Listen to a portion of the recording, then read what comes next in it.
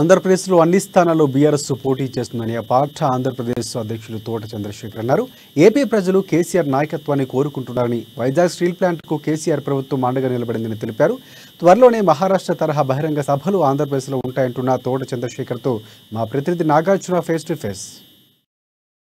దేశ రాజకీయాల్లో ప్రభావం చూపుతున్నారు. దీనికి సంబంధించి అన్ని రాష్ట్రాల్లో బహిరంగ సభలు ఏర్పాటు చేస్తున్నారు. దీనిపై ఈ రోజు ఆవిర్భావ సభలో నాయకులకు దిశానిర్దేశం చేయడం జరిగింది. దీనిపై మాట్లాడడానికి మనతో ఆంధ్రప్రదేశ్ బీఆర్ఎస్ రాష్ట్ర పార్టీ అధ్యక్షుడు తోట చంద్రశేఖరరావు గారు ఉన్నారు. వారిని అడిగి తెలుసుకున్నాం. సార్ చెప్పండి, మీకు ఎలాంటి దిశానిర్దేశం చేశారు కేసీఆర్ గారు? ఇది బీఆర్ఎస్ పార్టీ ఈ రోజు 23వ ఆవిర్భావ దినోత్సవ సందర్భంగా ఈ ప్లీనరీ సమావేశం నిర్వహించడం జరిగింది. బీఆర్ఎస్ పార్టీలోని మంత్రులు, అలానే ఎంపీలు, ఎమ్మెల్యేలు, ముఖ్యమైన నాయకులు అందరూ ఈ సభకు రావడం జరిగింది. ప్లీనరీ సమావేశానికి రాబోయే ఎన్నికల్లో ఏ విధంగా మన వ్యూహరచన ఉండాలి, ఏ విధంగా గట్టిగా పోటీనివ్వాలి. దేశంలో ఇప్పుడు అన్ని రాష్ట్రాల్లో బీఆర్ఎస్ పార్టీ తన శాఖలు విస్తరించడం వల్ల మహారాష్ట్రలో, అలానే ఆంధ్రప్రదేశ్, ఒరిస్సా అన్ని స్టేట్లో కూడా ఇది పోటీ చేయాలని డిసిషన్ తీసుకుంది. సో దాని గురించి కూడా చర్చించడం జరిగింది. సో దాన్ని దృష్టిలో పెట్టుకొని నాయకులందరికీ గైడెన్స్, దిశానిర్దేశం చేయడం జరిగింది. బీఆర్ఎస్ పార్టీ వైజాగ్ స్టీల్ ప్లాంట్కి మేము అనుకూలం, దీని మీద కేసీఆర్ గారు గలం ఎత్తారు కాబట్టి బీజేపీ పార్టీ వెనక్కి తగ్గిందని చెప్పారు. అదే ఇప్పుడు బీఆర్ఎస్ పార్టీ దానికి సంబంధించి కానీ ఎలాంటి చర్యలు తీసుకోలేదు, దీన్ని మీరే అంటారు? చర్యలు తీసుకోవడం లేదు. ఎందుకంటే బీఆర్ఎస్ పార్టీ ఇప్పటికి కూడా స్టీల్ ప్లాంట్ ప్రైవేటీకరణని వ్యతిరేకిస్తుంది. దాన్ని డెఫినెట్గా మేము అడ్డుకొని తీరుతాము. మన రీసెంట్గా కాల్ ఫర్ చేసిందంటే ఎక్స్ప్రెషన్ ఆఫ్ ఇంట్రెస్ట్. అది ఐరన్ ఓర్ సప్లై చేయమని, లేకపోతే కుకింగ్ కోల్ సప్లై చేయమని. అది లిమిటెడ్ పర్పస్, అది ప్రైవేటైజేషన్కి సంబంధించిన టెండర్ మాత్రం కాదు. సో ప్రజలంతా ఇది దృష్టిలో పెట్టుకోవాలి. కేంద్ర ప్రభుత్వం బీజేపీ చేసిన కుట్ర వల్లనే మేము సింగరేణి కాలేజ్ పార్టిసిపేట్ చేయాలని ప్లాన్ చేసుకొని కూడా ఒక 2022 సెప్టెంబర్లో వాళ్ళు సర్కులర్ తీసుకొచ్చారు.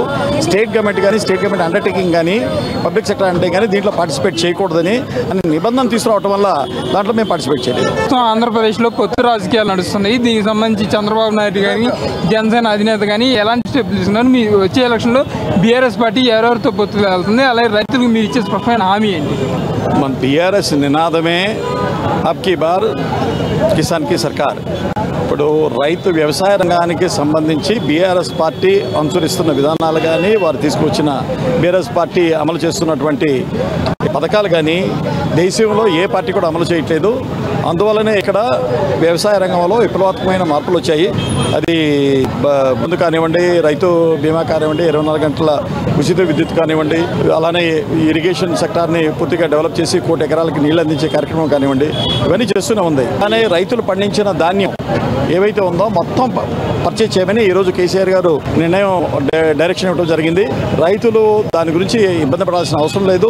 ఈరోజు వడగండ్ల వాన వల్ల మొక్కజొన్న కానీ, వరి కానీ ఏవైతే తడిసిపోయినాయో వాటిని కూడా మొత్తం పర్చేజ్ చేయమని కేసీఆర్ గారు డైరెక్షన్ ఇచ్చారు. ఇది తోట చంద్రశేఖరరావు గారు చెప్తుంది. రాబోయే రోజుల్లో బీఆర్ఎస్ పార్టీ ఆంధ్రప్రదేశ్లో అన్ని స్థానాల్లో పోటీ చేస్తుంది. అలానే కేసీఆర్ గారు మాకు స్పష్టమైన హామీ ఇవ్వడం జరిగింది. దీనికి సంబంధించి అన్ని విధాలుగా మేము ముందుకు వెళ్తామని చెప్పి తోట చంద్రశేఖరరావు గారు చెప్తున్నారు. కెమెరామెన్ నరసింహతో నాగార్జున, హైదరాబాద్.